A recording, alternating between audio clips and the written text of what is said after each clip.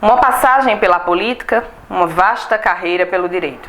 Félix Araújo Filho é advogado criminalista, orador, poeta e professor. Formado em Direito e Engenharia Civil, é especialista e doutorando em áreas do direito criminal. É aclamado pela sua oratória e pelas grandes defesas efetivadas. Hoje, a nossa conversa vai ser sobre Tribunal do Júri. Doutor Félix, como vai? Bom dia. Para o senhor, o que representa o Tribunal do Júri para aqueles que estão iniciando a carreira também? O Tribunal do Júri é o grande tribunal constitucional. É o tribunal em que o homem, o cidadão comum, julga os seus semelhantes. Em um aspecto, julga o seu semelhante naqueles delitos mais graves que provocam maior dor social. Os crimes dolosos contra a vida. Então é este teatro de emoções, de paixões, teatro que transpira a realidade na sua forma mais intensa, mais presente e mais dolorosa. E num ambiente assim tão predominantemente masculino, como o senhor vê o papel das advogadas no Tribunal do Júri? Conheci e conheço grandes advogadas no júri. Entretanto, devo dizer que lamento o número reduzidíssimo de advogadas no Tribunal do Júri. E quando elas estão lá, brilham. E deve, sim, a nova geração de advogadas aproximarem-se do Tribunal do Júri, onde costumeiramente saem-se muito bem. E como se deu o seu início no Tribunal do Júri? O senhor pode contar um pouco da sua experiência para a gente? Posso, principiando pelo meu início no próprio direito. O Tribunal do Júri é o primeiro amor de todo estudante de direito. Entrou na faculdade de direito, o amor é imediato. Quer namorar o júri, quer noivar o júri, quer casar o júri, quer ter uma longa vida de amor com o júri. E ter os frutos desse amor também espalhados pelo tempo. E assim começam as novas gerações. No entanto, à medida em que vai evoluindo no conhecimento das carreiras jurídicas, esse amor vai desaparecendo, sumindo, até que fica reduzido a um pequeno número de advogados. O que é pena? É uma grande pena perder-se um amor tão grande que está associado aos sonhos primeiros da advocacia. Eu iniciei com esse amor que em mim até hoje permanece. Não penso absolutamente em divórcio. Amamos, convivemos e conviveremos. E conviverei com ele, até mesmo depois, quando for. A Paraíba e o Brasil inteiro acompanham as suas defesas, que são aclamadas por aqueles da área. Como foi que deu início à primeira paixão do júri? Em que momento da sua carreira o senhor decidiu, esse é o meu caminho profissional? Era ainda acadêmico de direito, já formado em uma primeira área de conhecimento. Eu formei em direito posteriormente. E a minha irmã, defensora pública numa comarca da Paraíba, convidou-me como acadêmico a participar de um júri com ela. Entregou meus autos, processo, extraí cópias, estudei, avancei noites adentro, fiz as anotações, pus a indumentária da coragem e fui para lá. Fiz o júri e de repente me encontrei vivendo aquele momento simplesmente mágico. De lá para cá, nunca mais deixei. E o júri é sempre muito presente na sua vida? O júri é absolutamente presente na minha vida, não somente do ponto de vista do exercício profissional, mas como disse inicialmente, paixão mesmo, amor mesmo pelo que faço. estar naquele ambiente que conheço tão bem e saber que dali o meu compromisso com o meu constituinte há que ser levado a termos da forma mais densa possível, arrancando a minha própria alma e levando-a para o centro da defesa. E dentro da sua vasta vivência no Tribunal do Júri, quem o senhor consideraria como o maior juiz, promotor e advogado do júri? Bom, você fala dos 3 atores do júri, os principais atores do júri: o juiz, o promotor e o advogado. Não há distinção entre um e outro. Todos têm, aos olhos da Constituição, a mesma importância para o fazer da justiça. Não se compreende justiça sem um juiz, o promotor e o advogado. São, portanto, absolutamente nivelados, sem qualquer degrau, para mais ou para menos, entre eles. E o grande juiz é aquele que é reto, aquele que encarna, de certo modo, o próprio poder divino, aquele que está acima da defesa, acima da acusação, acima das paixões, não se envolve e coloca-se na posição de verdadeiro magistrado, aquele que haverá de ditar a sentença a partir da decisão dos jurados. Os jurados, esses são os maiores de todos nós. Eles representam o povo, a quem esses 3 atores do júri servem. Os jurados, então, estão ali contemplando as teses suscitadas pela acusação, pela defesa, e contemplando também o comportamento, a altivez e a equidistância do magistrado. Esse é o grande juiz do júri. O grande promotor do júri é aquele que não é um acusador banal. É aquele que está ali ciente do seu dever para com a sociedade e de preservá-la na sua integridade. Como um escudo,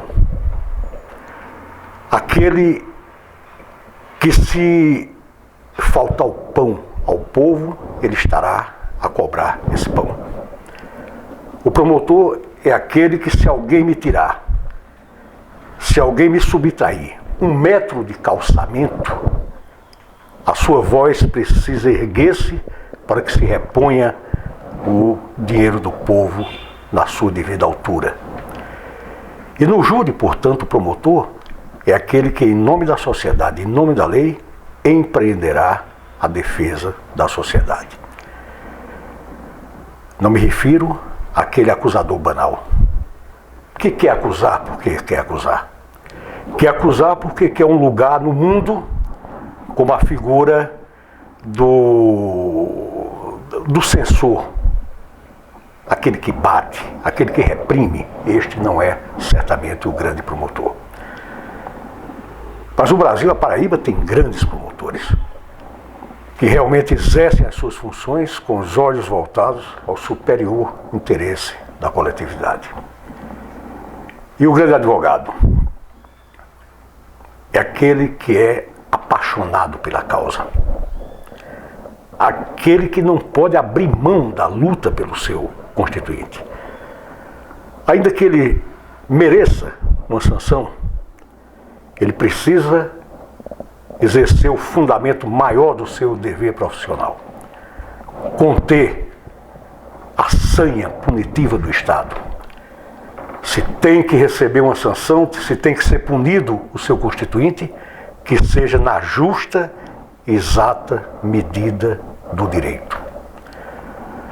O advogado é, portanto, a intransponível barreira entre o seu constituinte e as forças iradas do Estado, do monstro Estado, em direção àquele que solitariamente só encontra apoio no advogado.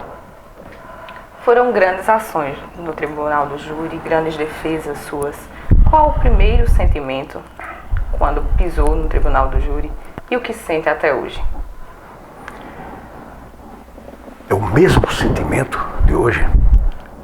Cada júri que faço é o primeiro júri. Cada encontro com a parte adversária, cada vez que estamos disputando a tese, cada vez que estamos examinando a prova, é como se fosse a primeira vez. Não há primeira nem última vez. É sempre o tribunal do júri com a mesma emoção, a mesma dedicação e a mesma vocação. E como se dá a preparação para entrar no plenário do júri? Há algum ritual específico de Dr. Félix Araújo Filho? Todos nós temos rituais. Todo advogado do júri tem os seus rituais, suas preparações, seu diálogo com você próprio, com a sua consciência e com Deus. Advogado nenhum, e se fizer o contrário não será bem sucedido, haverá de pisar o plenário do júri sem uma profunda preparação espiritual, técnica e probatória. Essas preparações começam a partir do próprio conhecimento pleno do processo. Não há como imaginar que o advogado ingresse no tribunal sem que não conheça página por página do processo, detalhe por detalhe do processo. E ainda mais, que não prepare um esquema defensivo que o leve por todos os caminhos do corpo processual à prevalência da sua tese. Isso no sentido do estudo da prova em si, a análise cuidadosa de todos os elementos técnicos constantes do processo. Os laudos, os depoimentos, as perícias, mas isso de forma minuciosa, detalhada, pesquisada, perquirida, buscada com grande intensidade. O caminho vai por aí. Por outra parte, a conversa do advogado com ele mesmo. O que eu estou fazendo é bom? É justo? Estou indo em busca de conciliar um fato trágico com os parâmetros da justiça? Porque é bom que se saiba. Não pode o advogado ser um defensor do crime. O advogado é o defensor da justa aplicação do direito ao caso concreto. O advogado é, sobretudo, aquele que encontra, na amargura do seu constituinte, a possibilidade de amenizá-la ou a possibilidade de vencê-la. Qual o segredo da boa arguição da testemunha no tribunal do júri? Primeiro, não confundir-se com a própria testemunha. Nem muito menos com a tese que empreende. A boa arguição da testemunha é aquela que se faz buscando dela extrair, o tanto quanto possível, o ângulo verdadeiro da visão dela, testemunha, sobre o fato. No que presenciou, no que veio a tomar conhecimento. Deve haver um profundo respeito entre a arguição da testemunha e a testemunha como entidade humana. Se perceber que a testemunha mente, se perceber que a testemunha falta com a verdade, que a testemunha, por uma razão ou por outra, é danosa ao ângulo defensivo, aí sim, deve o advogado, com extremo cuidado, e demonstrando esses fatos, para que, posteriormente, nos debates, consiga demonstrar ao júri que aquela testemunha não respeitou o julgamento social, não respeitou o tribunal do povo, não respeitou aqueles que vão julgar sem nenhum compromisso normativo, processual, mas que vão julgar o seu semelhante com base nos fatos. Doutor Félix, é perigoso apartear o oponente no auge do seu discurso? Às vezes sim, às vezes sim. Conheço alguns casos desastrosos de apartes que tentavam confundir a exposição do advogado ou do promotor e deram-se mal. O aparte não deve se prestar nunca para levar o outro a uma situação de dificuldade, porque pode ocorrer o inverso. E muitas vezes ali se decide a causa. O aparte deve ser utilizado essencialmente para esclarecer pontos que não podem prevalecer da forma como foram naquele instante situados no lastro do processo. E qual caso o senhor considera como a sua maior vitória no Tribunal do Júri? Sabe, minha filha, considero todos os casos de vitória e de derrota. No júri não há vitória nem derrota. No júri, a luta pelo direito.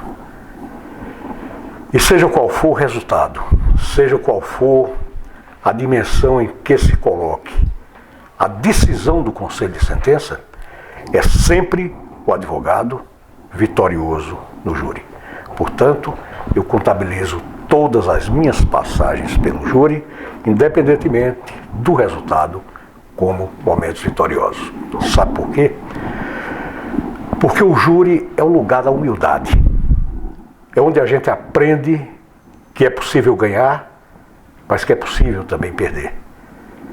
Que é possível estar certo, mas que é possível também estar errado. Que ninguém é absoluto. O juiz não é absoluto, o promotor não é absoluto, o advogado não é absoluto, o jurado não é absoluto. Refiro-me ao pensar, ao agir, ao compreender. Todos nós vivemos no campo de uma angustiante evidência de relatividade. Muitas vezes precisamos nos curvar ao que veio da outra parte e desistir da posição rígida e desinteligente da autossuficiência e da não aceitação do outro. O júri ensina muito isso. E, na sua opinião, quais os erros que os advogados não podem cometer no Tribunal do Júri? Bom, primeiro e fatal erro que o advogado não pode cometer no júri é esquecer o seu constituinte para pensar nele próprio. Ingressar no plenário do júri, no território sagrado do plenário do júri, não para defender o direito, mas para exibir-se e tentar conquistar flores e elogios do júri, dos presentes e da sociedade. Nada disso pode passar pelo advogado. Esse é o primeiro grande erro do advogado que pretenda enfrentar o júri. Há outros. Por exemplo, o abandono do processo. Ah, não, eu não preciso estudar nada, coisa nenhuma. Na hora eu chego, falo de alguma coisa, dou alguma explicação e, subestimando a inteligência do júri e as forças que se lhe opõem naquele instante, arriscar esse amadorismo censurável por todos os caminhos. O advogado, ele terá feito uma grande defesa se fez um grande estudo no processo. Ele terá feito uma grande defesa se analisou as diversas facetas que constituem os autos. Ele terá feito uma grande defesa se não apenas leu a matéria que está em suas mãos, mas viveu aquela matéria. Olhou sobre todos os aspectos, procedeu estudos, abriu livros e mais livros,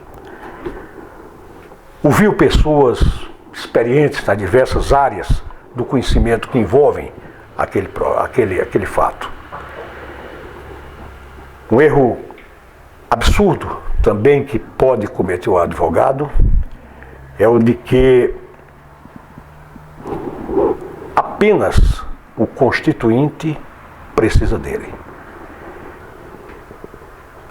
Tem que ter presente que a sociedade precisa do advogado, que o mundo precisa do advogado. Cada defesa que houver feito de um injustiçado, ele terá defendido a humanidade injustiçada.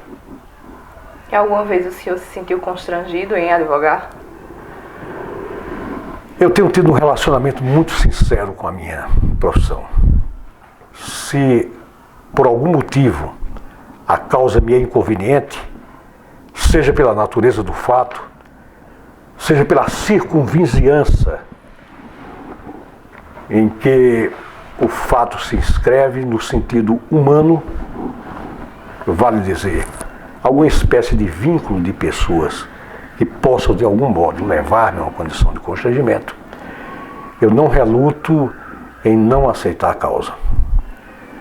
O advogado deve estar inteiramente preparado para a defesa, não somente a defesa técnica, mas ele tem que estar preparado para a defesa no ponto de vista das suas fortalezas emocionais. Isso é indispensável para o advogado não sentir-se constrangido no ato de defender. Como disse, eu não defendo o crime. Absolutamente. Eu defendo a correta aplicação do direito em busca da justiça. Qual o sentimento do advogado quando estão sendo retirados e depositados os votos na urna? Posso dizer com absoluta segurança que este é o momento talvez mais inquietante para o advogado. Deixe-me dizer, é o instante em que parece que há uma explosão interna. Cada voto retirado é como se o vulcão espocasse uma infinidade de lavas, mundo afora, e vai se formando gradativamente o resultado. Muitas vezes, com cada voto de jurado retirado da urna, esse vulcão brilha com colorido fascinante. E muitas vezes com a cinza escura da amargura e da queda daquilo tudo que você sonhou para aquele momento. Dr. Félix, qual deve ser a relação do advogado com a família do réu? Então, a relação, primeiro acho, não necessariamente deve haver relação ou tenha que haver relação entre o advogado com a família do réu. Eu diria que, deste ponto de vista, se houver qualquer espécie de aproximação, seja ela ocasional, eventual ou de algum modo, ou um simples encontro cruzar no corredor de uma audiência, ou no plenário, ou na assistência do próprio júri, na ocasião do julgamento, o advogado deve ter uma posição de profundo respeito, tanto ao réu como à vítima. Isso se aplica para o réu e a vítima, não é? O advogado não pode confundir absolutamente a relação com o réu, transformando-a de um contato profissional para um contato estritamente pessoal. É como, por exemplo, dizem os americanos que advogado que atua em causa própria. Há um tolo em um lado e no outro. Ou seja, o envolvimento pessoal, o envolvimento emocional, o envolvimento afetivo do profissional com a causa e a parte que defende pode não ser salutar. Quando a família da vítima está assistindo no tribunal do júri, como deve proceder? Do mesmo modo, nessa plataforma de respeito absoluto. O que passa na alma da família da vítima? Perdeu o seu ente querido, ora, mas provocou o fato, não interessa. A família não faz avaliação jurídica sobre a perda. Essa é uma avaliação do Ministério Público, do advogado, do jurado. A família, a avaliação é de um extremo vazio presente a partir da perda. Não cabe ao advogado absolutamente, no plenário do júri, transformar a vítima em réu. Defender o seu constituinte incriminando o outro. É desinteligente, é falta de imaginação, é falta, inclusive, com absoluta permissão, de preparo técnico e intelectual para essas empreitadas que há esquinas onde ocorrem coisas imprevisíveis, que é o júri. Né? O respeito deve ser profundo do advogado em relação à família do acusado, como a família da vítima. Em relação ao acusado, o seu constituinte, em relação à vítima. Com a sua vasta experiência e vivência no tribunal do júri, o que o senhor recomendaria para um advogado que está iniciando ou que deseja iniciar a sua carreira no tribunal do júri? Certa vez aqui em Campina Grande eu recepcionei o ministro e um dos maiores advogados do júri da história do Brasil, o Dr. Evandro Lise Silva. E fiz exatamente essa pergunta que você me faz ao inesquecível monumento de grandeza jurídica que foi e é o Dr. Evandro Lise Silva. Dr. Evandro, o que o senhor diria para as novas gerações de criminalistas, particularmente aos advogados do júri? E respondeu o doutor Evandro: lê, lê e lê. Depois disso, lê, lê e lê. Existem habilidades específicas no âmbito profissional para atuar no júri? Sim, sim, e precisam ser desenvolvidas. A primeira, aquela de saber que vai para um tribunal, não desfilar a roubos acadêmicos.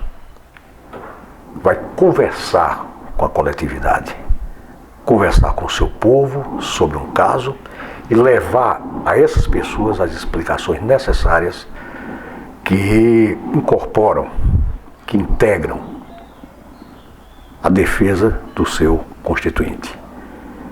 É preciso que o advogado procure se esmerar do ponto de vista dessa possibilidade de comunicação. Porque, creia, enquanto estamos aqui, a coisa é uma. Mas lá, na hora que abrem-se as cortinas do julgamento do júri, é totalmente diferente. O advogado precisa estar preparado em vários sentidos. Eu penso muito nisto. E até desejo com ardor a possibilidade de transmitir às novas gerações de advogados alguns caminhos, alguns passos que me parece que poderão ser úteis à formação deste profissional que esperamos seja sempre mais qualificado para a valorização desse grande instituto, não somente do direito, mas da humanidade, esse grande instituto da democracia, que é o Tribunal do Júri. E devo dizer que tem muitos inimigos. É preciso que se saiba que o Tribunal do Júri tem grandes inimigos. E os inimigos do Tribunal do Júri normalmente residem nas grandes mansões ditatoriais. Alguns em suítes enormes, cercados de compromissos, cercados de convencimentos filosóficos, ideológicos, que repugnam a liberdade e que repugnam o direito do povo de julgar o seu semelhante.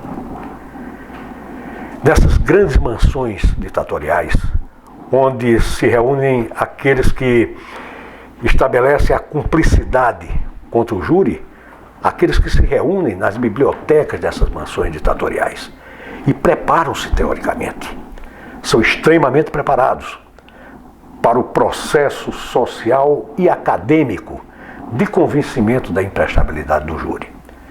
Mas o júri é grande, porque o júri é o único tribunal que leva o homem simples do povo à condição de juiz do seu semelhante.